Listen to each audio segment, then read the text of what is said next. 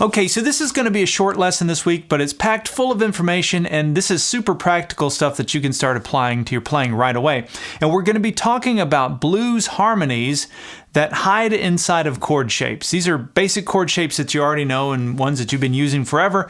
And some of these you may know, and a lot of them you probably haven't thought of or maybe haven't visualized in this way. And I'm a big fan of this stuff. This is how I categorize information, is I like to lump it all into chord shapes. And when I talk about chord shapes, I'm talking about something like this. This is my G chord using the E shape. And inside of that, I've got these blues harmonies like...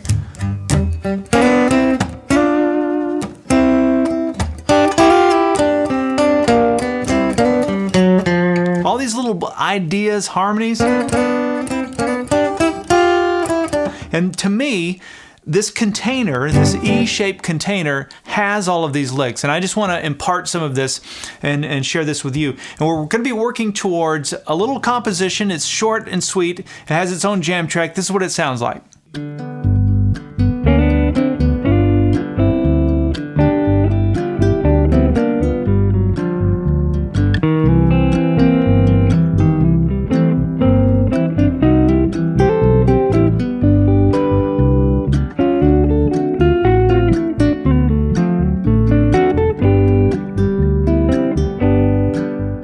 All right, so in this video, we're going to break down the first half of that, and I'll give you lots of ideas that you can use.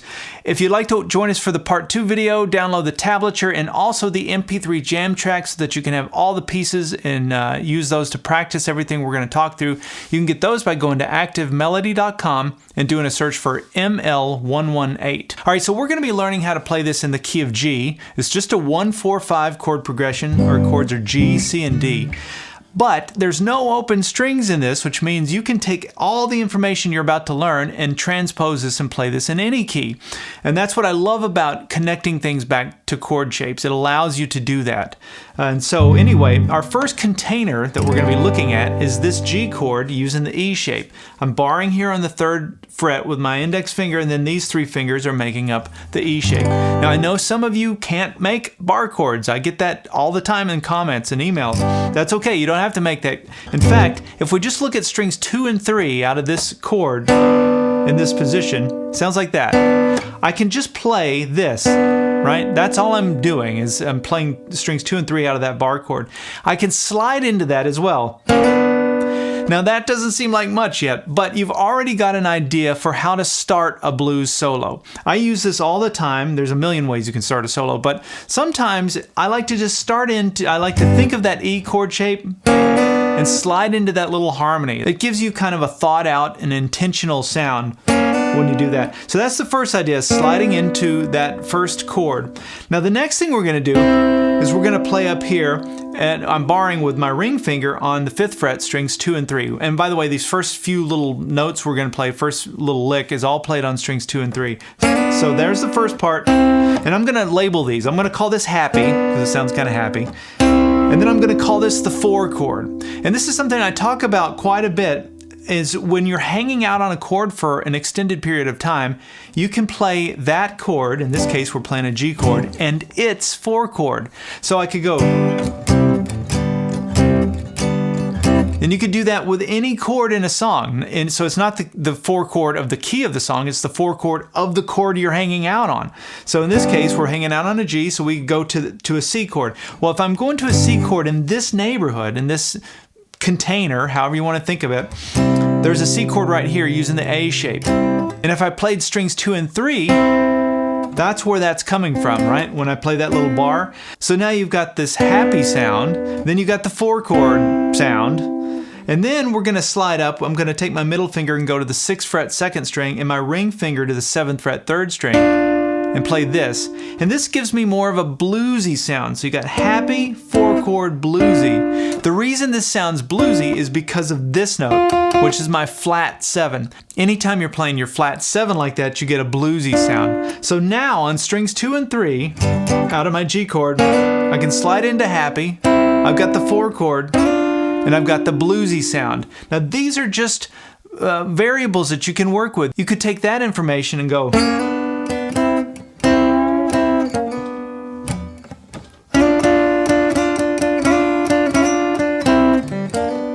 right? right? You can start to make music with that and go to the 4 chord.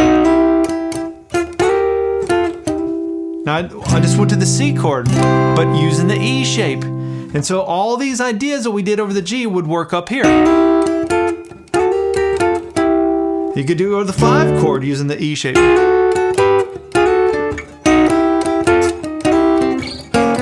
So hopefully that shined a light bulb for somebody out there and you go, oh, I never thought of it that way. 1, 2, 3. 1, 2, 3.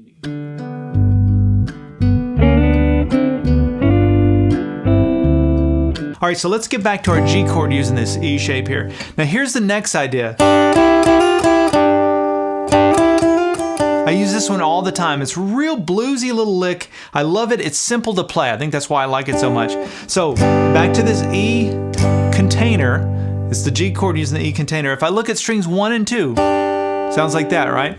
I can play that with just one finger, barring the first 2 string, right? Now if I keep that bar down, and then I go to the 2nd string and play the 5th fret and come up to the 6th fret, there's that flat 7 note again, so I hear how bluesy that sounds?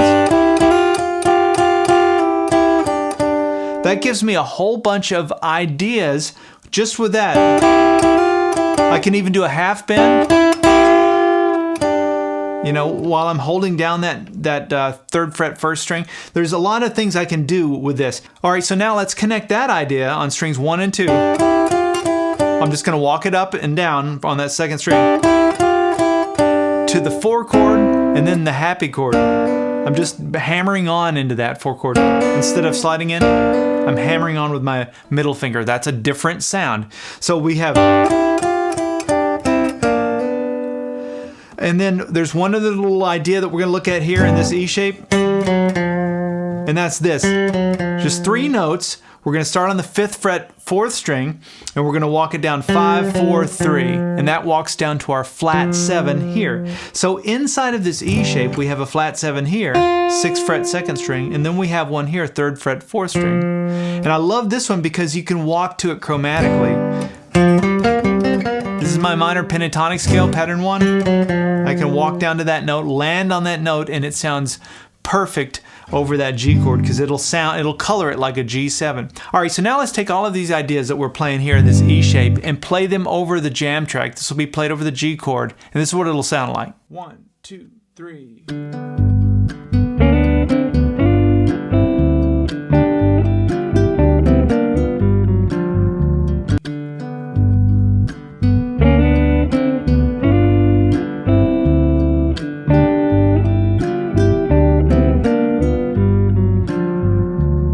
Okay, so then the jam track goes to the 4 chord, which is our C. We did everything here for the first part of that over this E shape, the G chord using the E shape. Our 4 chord, if we're staying in the same neighborhood here, would be here. So that would be our C chord using the A shape. But I want you to look at it in a different shape. We're going to come down here. So when I'm playing this C chord using the A shape, this note, where my index finger is, 3rd fret 5th string, that's my C note. If I play that note with my ring finger instead, then I can just play my C chord like I would in, you know, one of the first chords you learn how to play. And then if I put my pinky on the 3rd fret 3rd string, I've got the flat 7 of my C chord. Now I've got a C7. And so what I'm going to do with this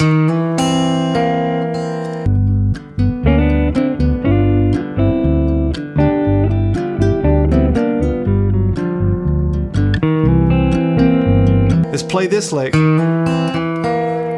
Isn't that cool lick? And all I'm doing is I'm really just tracing the notes of this C7 chord.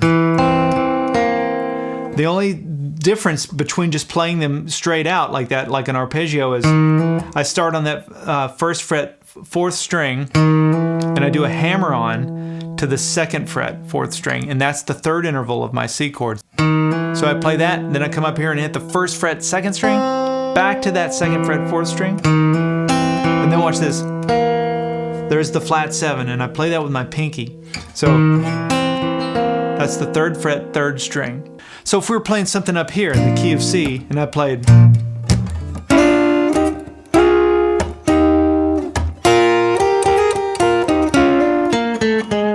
my flat 7, watch this. There it is. You can just see where that is in relation to your 1 chord. It's right here. So that's what we did. From my G chord.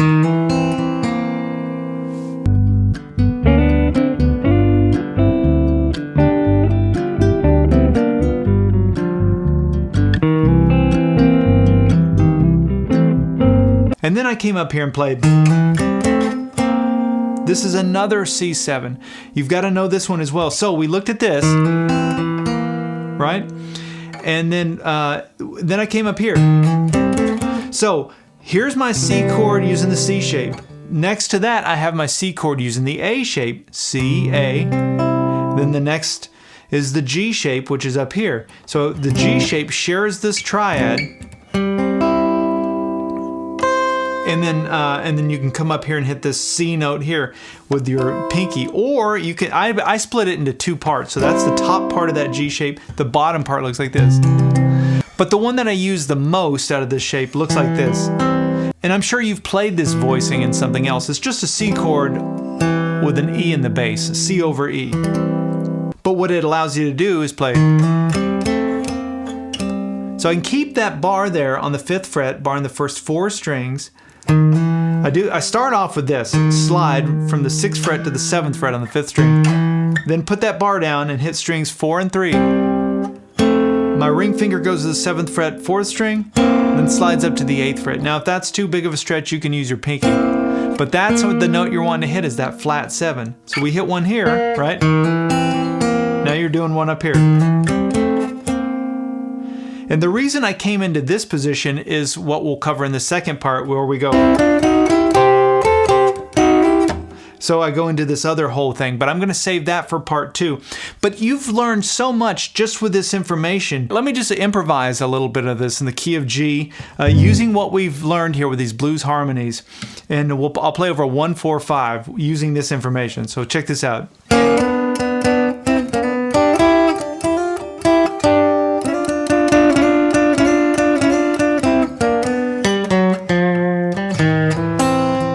There's the 4 chord. We'll go back to the 1. Watch this. For the 5 chord, wait, we didn't talk about the 5 chord. I'm saving that for the part 2 video, but use the logic of what we looked at here. We did that for the C7, right? For the 4 chord. Oh yeah, your 5 chord, you can always just move up 2 frets, whatever you're doing for your 4 chord. So I just did that same little C7 shape, but did it here. And I could have went right from my 5 chord, then back to the 4 chord, and then back to the 1. Right? So you've got all of that information, all of those pieces. You just need to start working with them. And it may seem a little awkward at first trying to figure out how to put them together, but that's what I'm doing there with that. Just with that information, we didn't really go any deeper than that, but you can already start using that in your lead. All right, if you've enjoyed this video, or if you've had a light bulb shine on something that you haven't seen before, or any sort of breakthroughs, I'd love it if you leave a comment and let me know that. I always appreciate that. I read through all the comments, and it helps me understand what's resonating and what isn't. If you got questions about anything, I'll leave those too. I do read through all of them. All right, we'll see you in part 2, where we'll go over the second half.